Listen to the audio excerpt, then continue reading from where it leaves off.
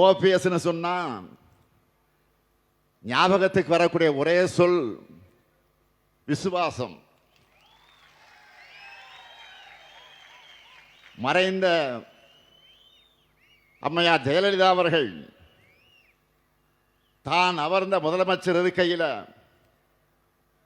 நம்முடைய ஓபிஎஸ் அவர்களை 2 முறை அமர வச்ச, தன்கிட்ட ஒப்படைச்ச அந்த அரசாட்சியை எந்த துரோகமும் இல்லாம திருப்பி ஒப்படைச்ச நேர்மைக்கு சொந்தக்காரர்கள் தான் ஓபிஎஸ்.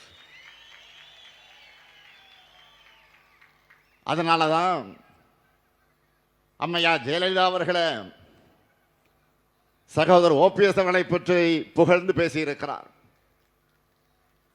விசுவாசத்திற்கு ஒரு ஓபிஎஸ்னா துரோகத்திற்கு அடையாளமாக இருக்கிறவர் தான் பழனிசாமி அவர்கள்.